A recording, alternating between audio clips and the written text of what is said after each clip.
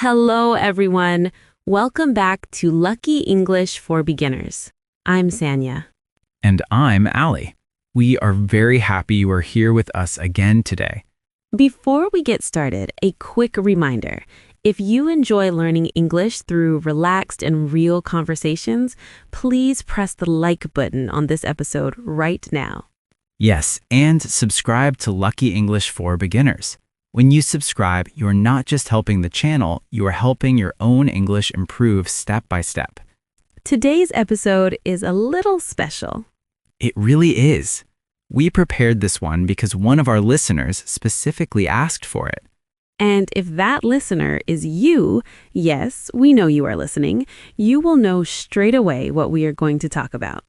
Thank you so much for sending your request. We truly appreciate it when you tell us what you want to understand better.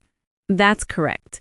This podcast belongs to all of you as much as it belongs to us. So today, we are going to look at two tenses that confuse almost everyone. Past simple and present perfect. When learners see these two side by side, they often think, why do we need both? They both talk about the past. But please relax completely. No complicated timelines today, no long grammar charts, no boring definitions. Just natural conversation, everyday situations, and simple real-life English. By the end of this episode, you should feel much clearer about when to use each one. Not perfect, but clearer and more confident. And confidence matters far more than perfection. Always. Okay, let's begin very softly. Slow and easy. Let me ask you something. When you first started telling stories in English, did you ever feel unsure which past form to choose? All the time. I worried I would pick the wrong one and sound strange. Me too. I kept thinking, should I say, yesterday I went or I have gone? People will notice if I'm wrong. Many of our listeners are feeling that exact uncertainty right now. So if you are listening and thinking, I'll never understand the difference. Stop right there. Pause that thought. You are not bad at this. You are simply learning, and learning always takes a little time. Now let's gently return to our two tenses, past simple and present perfect. They both talk about the past, yes, but they look at the past from very different angles. Let's start with the one that feels more finished and separate, past simple. Past simple is easy to recognize. I went, she ate, we played, he said. We use past simple when the action is finished and we see it as complete, usually with a clear time in the past. Real life example, please. Sure. Yesterday, I visited my grandmother. Perfect sentence. The visit happened at a specific time, yesterday, and it is finished. It belongs completely in the past. Another one. Last weekend, we watched a new movie. Again, finished action, clear time, last weekend. No connection to right now. So past simple usually appears with time words like yesterday, last night, last week, in 2023, when I was a child, 2 days ago. Or in stories. Once upon a time, a boy found a magic lamp.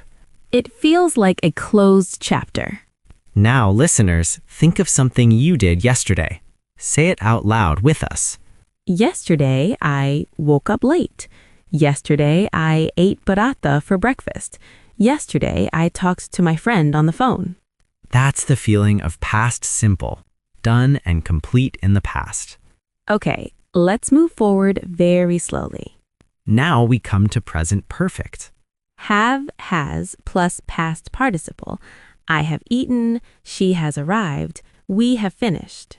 This tense connects the past to the present in some way. It talks about experience, results that matter now, or actions without a specific past time. Simple real-life example. I have lost my keys. I am not saying when I lost them. I am saying right now I don't have them.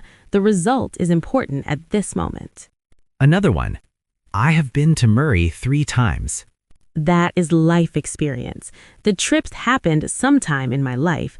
The fact is part of who I am today.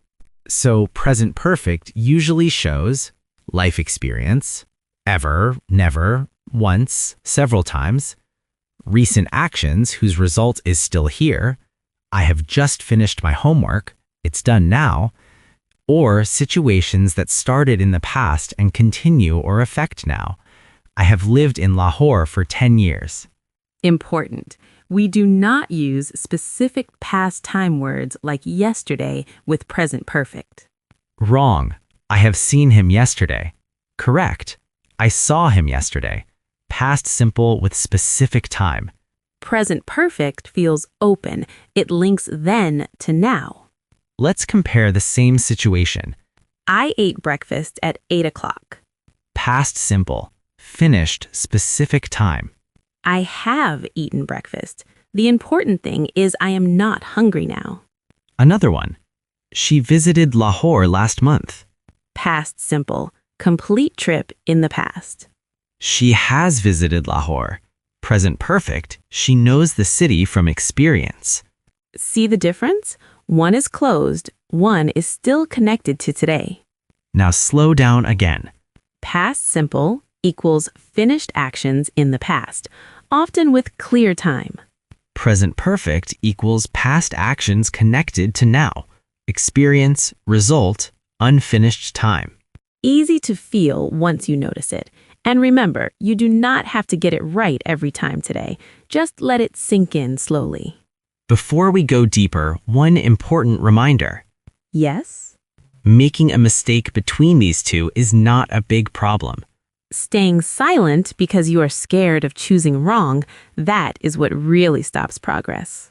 Language is for sharing thoughts, for connecting with people, for building confidence. And you are already building it simply by being here. So now that we feel more relaxed, let's speak openly. These two tenses confuse even quite advanced learners sometimes. The confusion rarely comes from studying grammar books. It usually comes from fear of picking the wrong one. Many people say, I understand when I read or listen, but when I try to speak, my mind stops. And very often, past simple versus present perfect is the reason, because they both describe past events, yet they feel very different. So let's continue gently and understand them the way real people use them, not the way exams demand. Let's start again with past simple, seen through normal daily life. We use it whenever we tell a story or report something finished. Imagine telling a friend, last night I went to a wedding in Lahore. The wedding happened, it's over, complete story. Or, when I was small, my father taught me how to ride a bicycle. Finished time, when I was small, finished action. Now let's shift to present perfect. This tense loves to explain the present through the past. Your friend asks, are you hungry? You answer, no, I have already eaten. The eating happened sometime before now. The result is I am full at this moment. Or when someone asks, do you know this song? You say, yes, I have heard it many times. Experience, not when, just that it is part of your life. Notice how present perfect often answers, have you ever, or how many times? Let's bring both tenses together in one short real-life story. Imagine someone talking about their weekend in Lahore. They say, on Saturday, I went to Alam Road and ate the best karahi. Past simple, specific day, finished event. Then, I have eaten karahi many times, but that was the best one ever. Present perfect, life experience up to now. Same weekend, two natural ways to look at it. When you feel the difference this way, the fear starts to fade. The tenses become helpful tools instead of confusing rules. Now let's look at the part most people dread, mistakes. This is usually where people stop trying. I hear the same errors every day. Many say, I have seen him yesterday. The feeling is right, but the form is not. We say, I saw him yesterday. Past simple with specific time. Another common one, yesterday I have finished my work. We gently correct to yesterday I finished my work. Or someone says, I have been to school when I was 6. Better, I went to school when I was 6. English is forgiving when your meaning is clear. If you take only one thing from today, let it be this.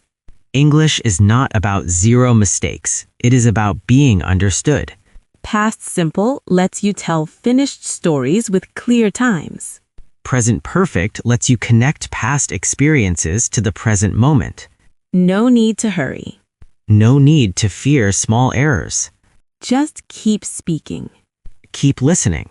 Little by little, English will feel more and more like your own. If today's conversation helped you see the difference more clearly, please give this episode a like and subscribe to Lucky English for Beginners. we are here